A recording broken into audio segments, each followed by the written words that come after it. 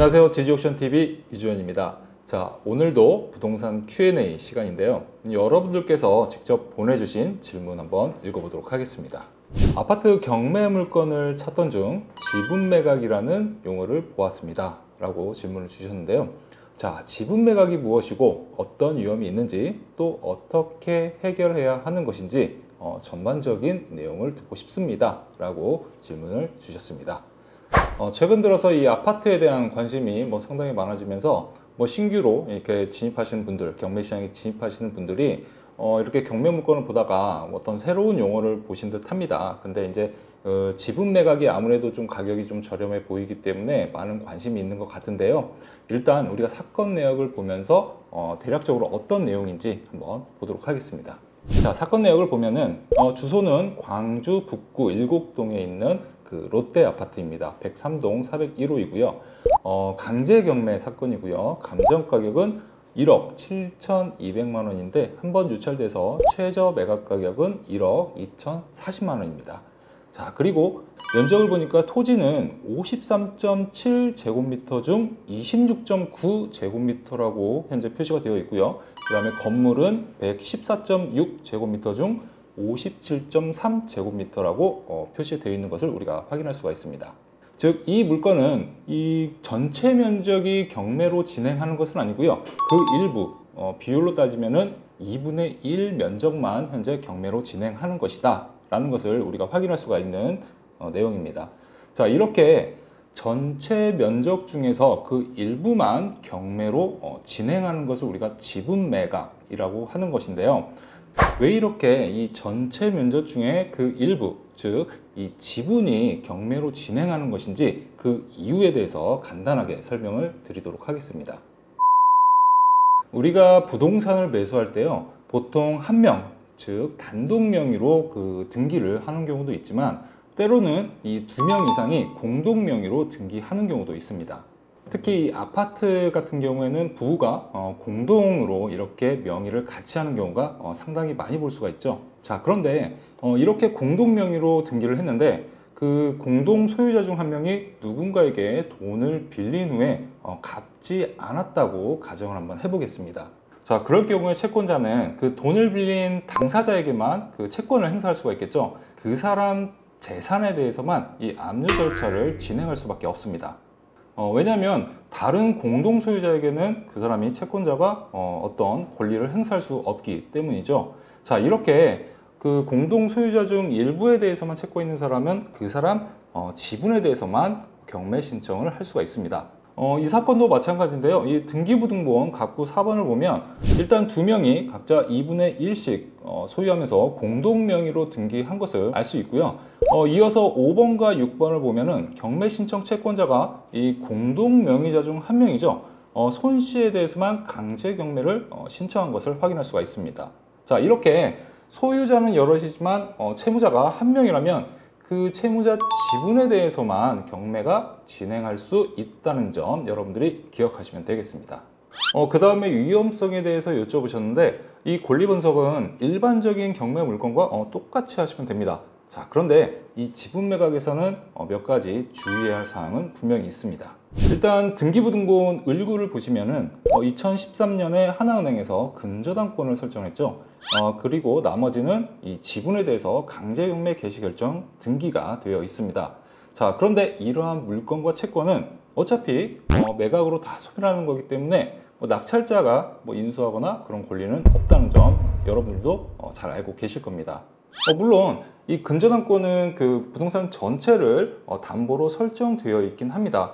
그런데 이 지분에 대한 이 근저당권은 말소가 되기 때문에 낙찰자가 인수하는 그런 권리는 아닙니다.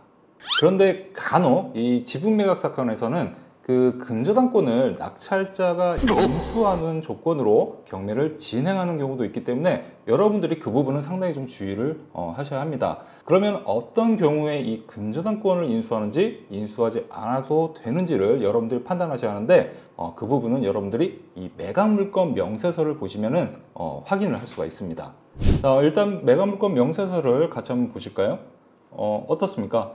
근저당권을 인수한다는 그런 문구는 전혀 찾아볼 수가 없습니다. 그렇기 때문에 이 사건은 일단 근저당권은 매수인이 인수하는 권리는 아니고요. 만약에 지분 매각 사건에서 이 매각물권 명세서 비고란에 근저당권을 인수하는 조건으로 매각 절차를 진행한다라는 문구가 있으면 그때는 여러분들이 상당한 주의를 좀 하셔야 합니다.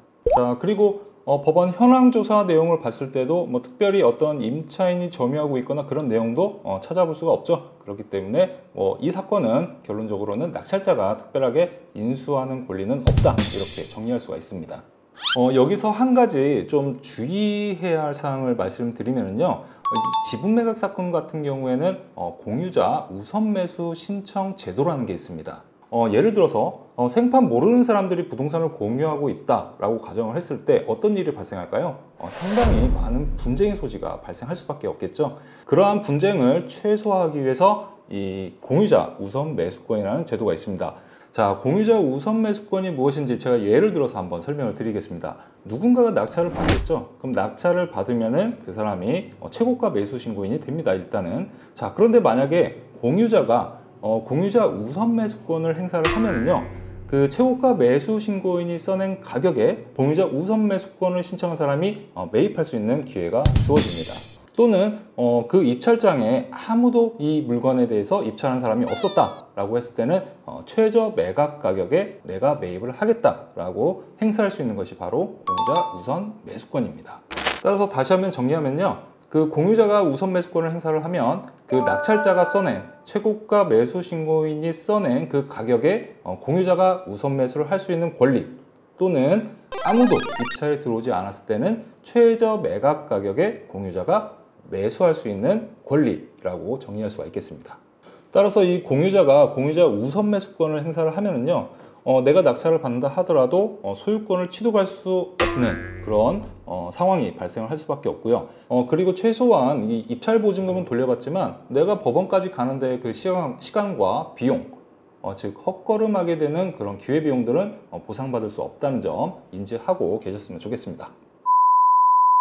자, 그 다음 마지막으로 우리가 지분 매각 사건에서 낙찰을 받았다라고 가정을 했을 때 어떤 과정을 거쳐서 해결해야 하는 것인지에 대해서 설명드리도록 하겠습니다.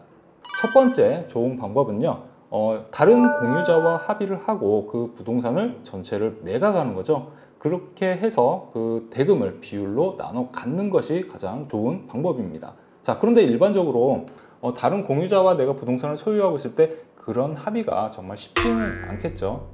그래서 가장 이상적인 방법이라고 할 수는 있지만 현실적으로는 가장 어려운 방법이다 라고 할 수가 있습니다. 자, 그리고 두 번째, 합의가 안 됐어요. 뭐 대부분의 경우는 이렇게 합의가 잘 될 리는 거의 없겠죠. 자, 이랬을 경우에는 낙찰받은 뭐 공유자나 아니면 다른 공유자가 법원에 공유물 분할 청구 소송을 제기할 수가 있습니다. 이 공유물 분할 청구 소송이라는 것은 말 그대로 뭐 당사자 간의 합의가 안 되니까 법원에 그 소송을 제기하는 건데요. 이 법원에다가 공유물 분할 청구 소송을 하면은 이 세 가지 중에 한 가지 판결이 나오게 됩니다. 첫 번째는 현물 분할, 두 번째는 가액 배상, 세 번째는 현금 분할 판결을 하게 됩니다. 이 셋 중에 하나의 판결을 내리게 된다는 거죠. 자, 이것들을 좀 더 쉽게 좀 말씀을 드리면, 현물 분할이란 것은 말 그대로 부동산을 쪼개서 이쪽은 A가 갖고 이쪽은 B가 가져라, 이런 식의 판결을 바로 현물 분할 판결이라고 하는 거고요. 두 번째 가액 배상 판결은 어느 한 사람이 그 나머지 그 지분을 가지고 있는 사람에게 그 지분에 상당하는 가액을 배상을 하고요, 부동산 소유권 전체를 취득하게 하는 그런 판결입니다. 자, 그리고 세 번째 현금 분할 판결은 부동산 전체를 뭐 경매로 매각을 한 다음에 그 매각 대금을 지분 비율대로 나눠 가져라 라고 하는 그런 판결을 내리게 됩니다. 자, 그런데 우리가 현실적으로 생각을 해보면 이 공유물 분할 청구 소송을 해서 현금 분할 판결이 나오기는 상당히 어렵습니다. 자, 왜냐하면 이 부분은 A가 갖고 이 부분은 B가 가져라, 그러면은 뭐 A도 불만이 있을 수가 있고요, B도 이 부분을 갖고 이 부분이 더 좋다면 더 불만이 생길 수가 있겠죠. 따라서 이 현물 분할 판결은 뭐 나올 가능성이 그렇게 크진 않고요, 대부분 이 현금 분할 판결을 하게 됩니다. 이 현금 분할 판결이 나오게 되면은 소송을 제기했던 사람은 그 판결문을 가지고 그 부동산 전체에 대해서 다시 경매를 신청할 수가 있습니다. 경매를 신청하면 분명히 누군가는 또 낙찰을 받겠죠. 그리고 나서 그 낙찰자가 매각 대금을 지급을 할 겁니다. 그러면 공유자들이 그 지분 비율에 상응하는 만큼 그 매각 대금을 각각 나눠 갖게 되는 그런 절차를 거치게 되는 것입니다. 여러분들이 되게 복잡한 절차를 거쳐야 한다라고 생각할 수도 있는데요. 사실 이 지분 매각 사건은 일반 그런 경매 사건보다는 낙찰가율이 상당히 좀 떨어집니다. 그렇기 때문에 충분히 수익률도 올릴 수가 있고요. 이런 공유물 분할 절차를 거쳐서 여러분들이 충분히 해결할 수가 있기 때문에 무조건 겁내실 필요는 없습니다. 다만 아무래도 소송이다 보니까 여러 가지 품도 좀 들 수가 있고 시간도 상당히 좀 길어질 수도 있다. 그 점만 여러분들이 감안하시면 될 것 같습니다. 만화로 보는 오늘의 포인트. 공유 지분을 낙찰받았을 경우 공유물 분할 청구 소송을 통해서 부동산 전체에 대해 경매를 신청할 수 있고요. 이로써 부동산에 대한 온전한 대가를 배당받을 수 있다. 경매에 대한 궁금한 사항 아래 보이는 메일로 언제든지 보내주시고요. 구독과 좋아요 잊지 않으셨으면 좋겠습니다. 지지옥션TV 이주연이었습니다.